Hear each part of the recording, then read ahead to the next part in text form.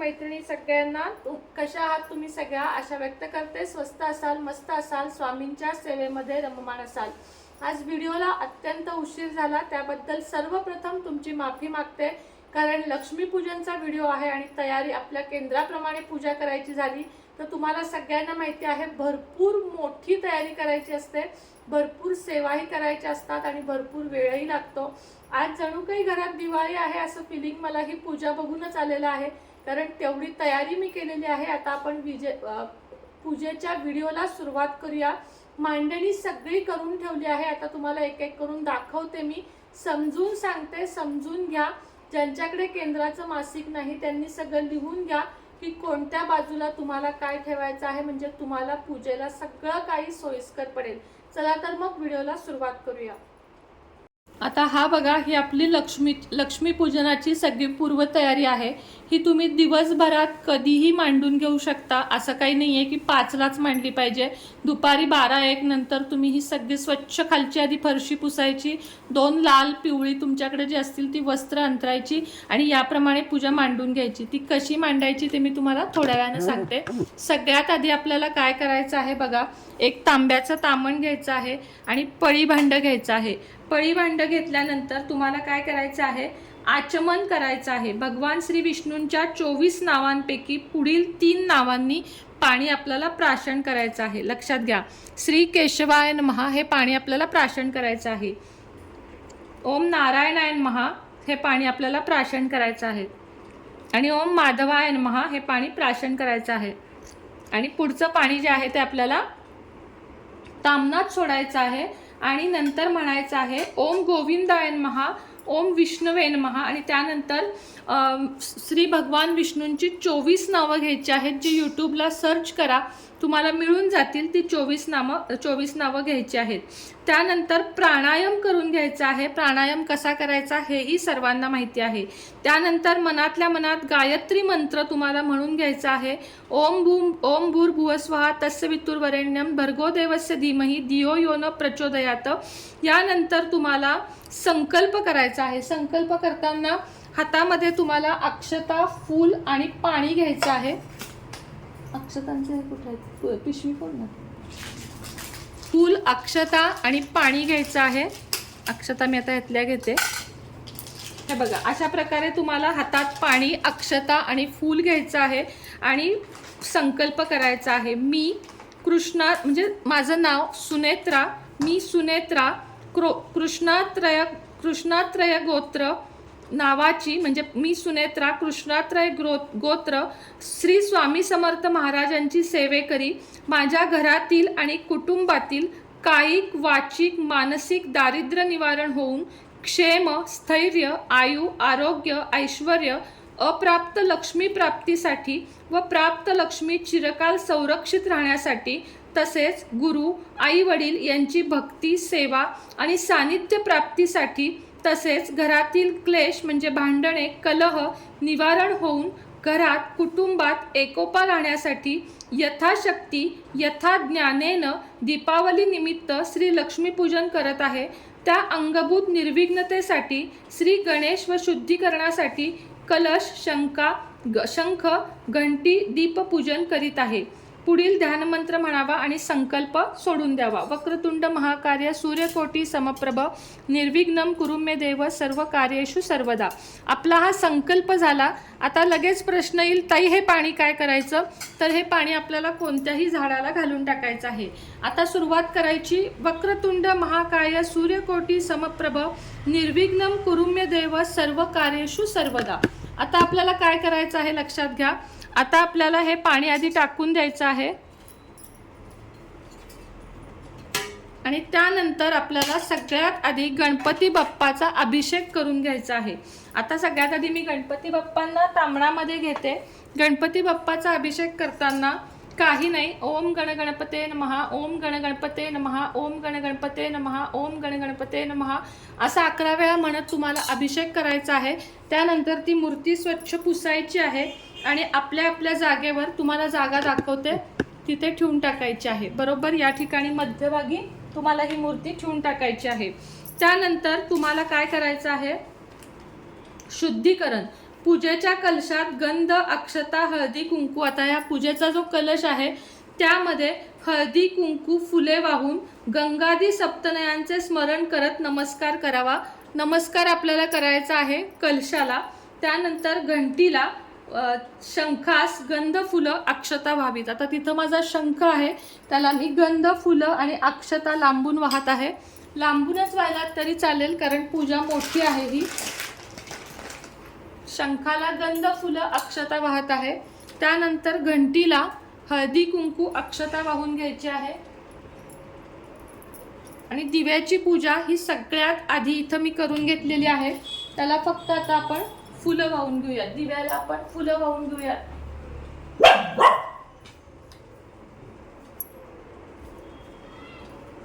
घंटीला फुल वाहून घेऊयात आणि शंखाला फुल वाहून घेऊयात.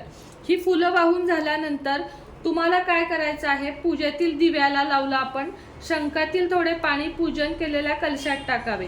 आता हे सगळं इथं काही करण्याची गरज नाहीये. कुलदेवतेचा टाक तामणात घेऊन कुटुंबातील सगळ्यांनी सिद्धकुंजिका स्तोत्र म्हणून अभिषेक करावा व नंतर पुसून जागेवर ठेवून गंध अक्षता लावावेत. आता बघा, मी हे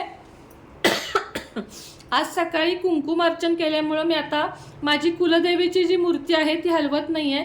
लक्षात घ्या, गणपतीचा अभिषेक झाल्यानंतर, घंटीचं पूजन, शंखाचं पूजन झाल्यानंतर, दिव्यांचं पूजन झाल्यानंतर तुम्हाला कुलदेवीचं तामणात घेऊन अभिषेक करायचा आहे सिद्धकुंजिका स्तोत्र म्हणत, आणि नंतर हळदी कुंकू लावून वाहून व्यवस्थित आपल्याला तिला जागेवर ठेवायचं आहे. त्याचप्रमाणे मी इथं लक्ष्मी देखील मांडलेली आहे. दोघींनाही आपण गजरा घालून घेणार आहोत. सर्वप्रथम मी आपल्या कुलदेवीला गजरा घालून घेते. कुलदेवीचं नामस्मरण करायचं आहे. श्री बनशंकरी देवताय नमो नमः, श्री बनशंकरी देवताय नमो नमः. आता आपण जी लक्ष्मी, मीला कमळगट्ट्याची माळ घातली आहे बघा, खूप सुंदर दिसते लक्ष्मी, तिला देखील आपण गजरा घालून घेणार आहोत. या लक्ष्मीला देखील आपल्याला गजरा घालून घ्यायचा आहे. इथे शेजारी तुम्हाला कुबेर देवता दिसत असतील, मी तुम्हाला थोडं मोठं करून दाखवते. हे जे आहेत ते कुबेर देवता आहेत. लक्ष्मीच्या बरोबर शेजारी कुबेर देवता आहेत, त्यांना सुद्धा छोटासा गजरा मी घालून घेते.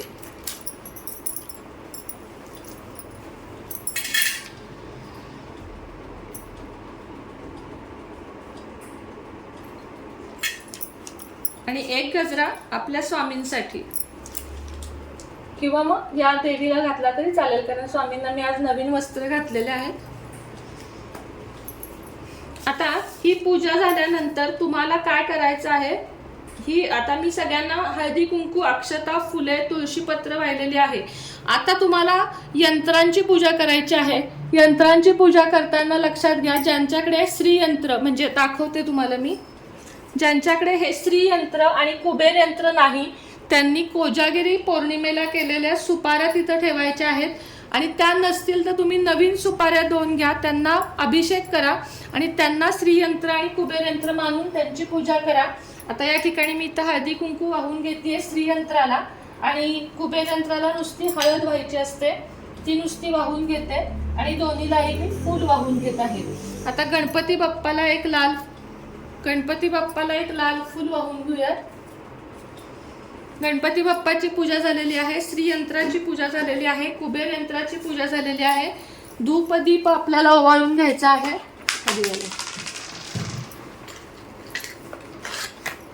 धूप आणि दीप आपल्याला ओवाळून घ्यायचा आहे. आता माझ्याकडे लक्ष्मीचं नाणं आता आहे, पण माझ्याकडे सापडत नाहीये, तेही पूजेत ठेवायचं आहे. तुम्हाला माहिती आहे घरातल्या शिफ्टिंगमुळं थोडंसं सामान माझं नाही सापडत आहे, त्यामुळं मला लक्ष्मीचं फक्त नाणं आत्ता सापडलेलं नाही, बाकी सगळं सामान मी मांडलेलं आहे. आता आपल्याला काय करायचं आहे मी तुम्हाला सांगते. धूप आधी प्रज्वलित करून घ्यायचा आणि सगळ्यांना ओवाळून घ्यायचा. धूपम समर्पयामी म्हणत.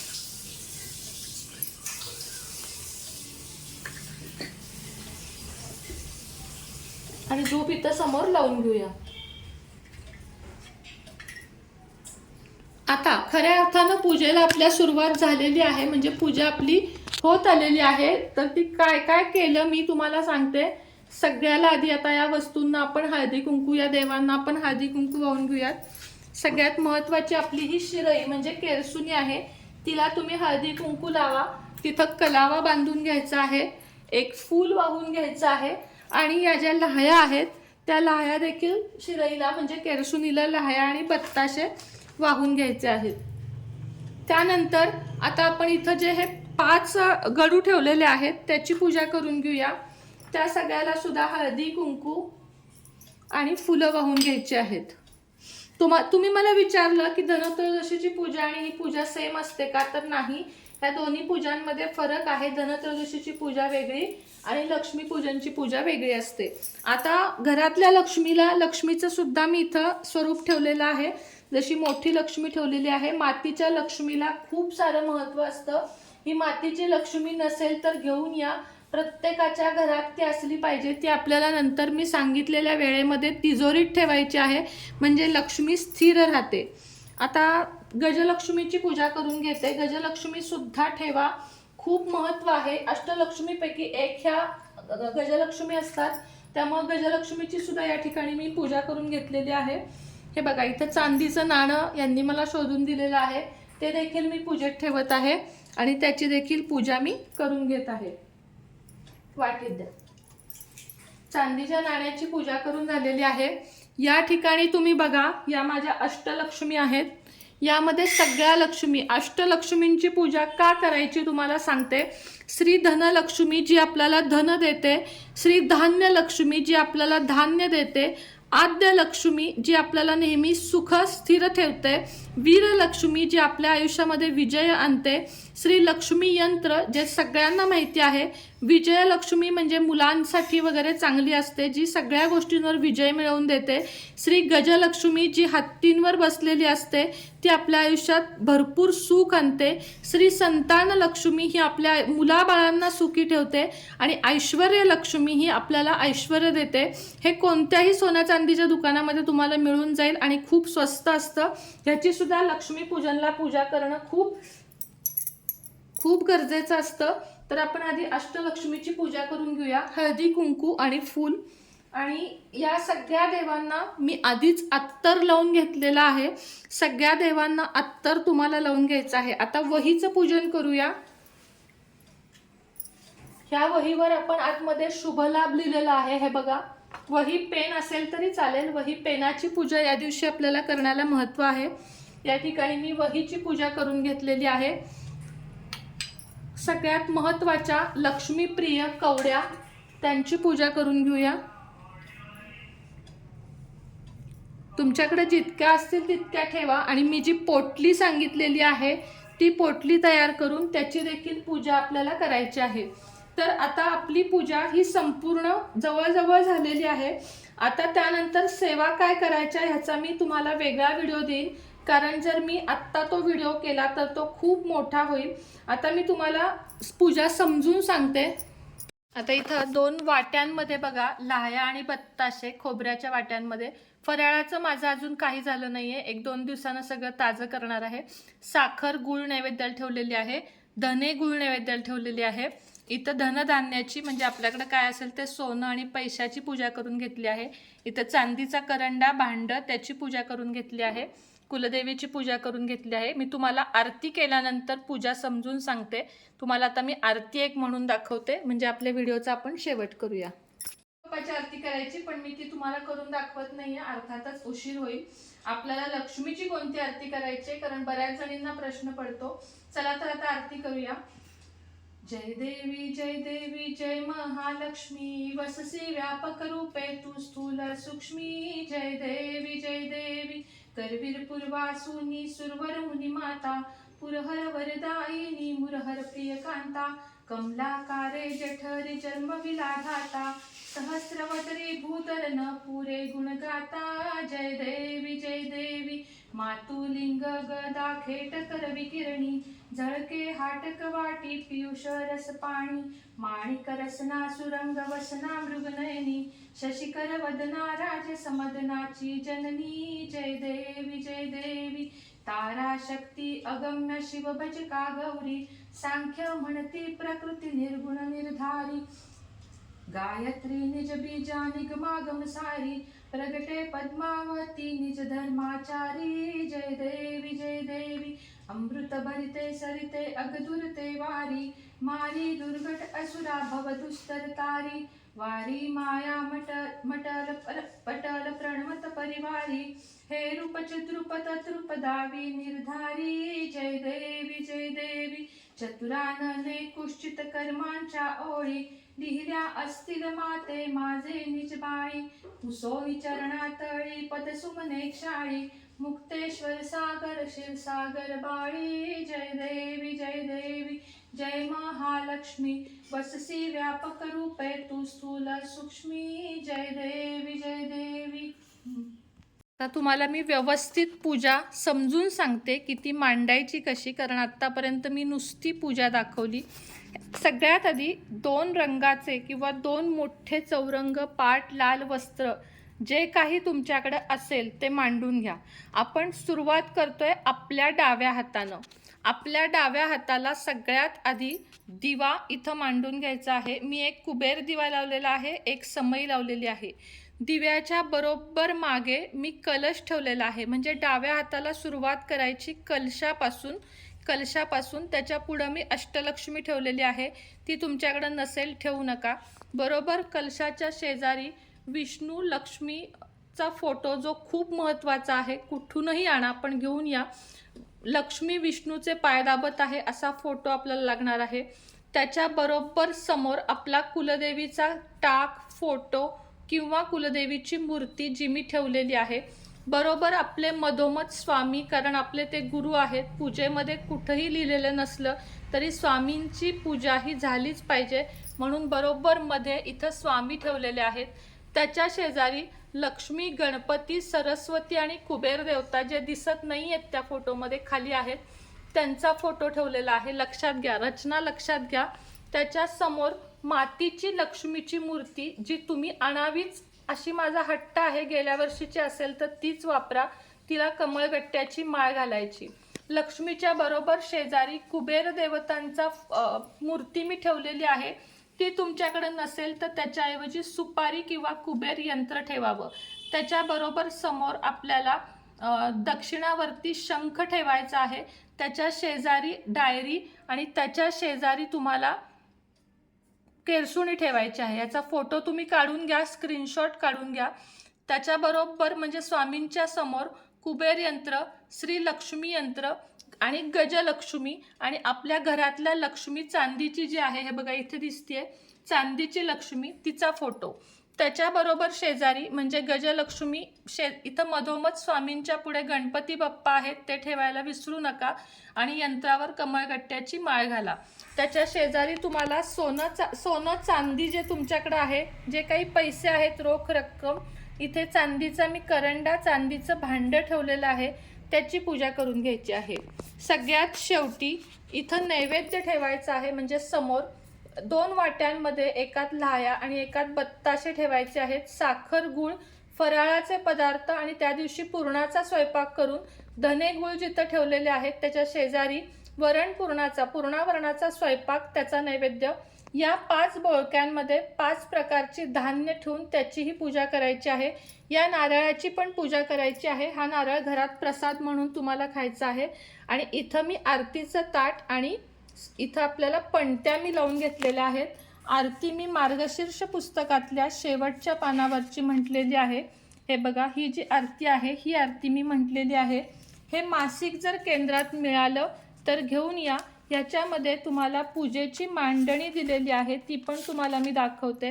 आणि हे बघा, ह्याचा तुम्ही स्क्रीनशॉट काढून घ्या. खूप जवळून मी दाखवण्याचा प्रयत्न केलेला आहे. याचा तुम्ही स्क्रीनशॉट काढून घ्या. लक्ष्मीपूजन मांडणी, एवढी मांडणी करून साध्या पद्धतीने पूजा केली तरीही चालेल. हळद कुंकू व्हायचं, सगळ्याला हे करायचं. या दिवशी सेवा कुठल्या करायच्या ह्याचा व्हिडिओ मी तुम्हाला उद्याच्या भागात किंवा संध्याकाळच्या भागामध्ये दाखवेन. आणि तुम्हाला माझी पूजा एकदा लांबून मी दाखवते, जेणेकरून तुम्हाला ह्याचाही स्क्रीनशॉट काढून घेता येईल. हे बघा, अशा पद्धतीनं ओम श्री महालक्ष्मी नमः या मंत्राचा जप करत तुम्हाला हा संपूर्ण पूजेचा विधी जो आहे तो करायचा आहे। अशा पद्धतीनं पूजा मांडायची आहे।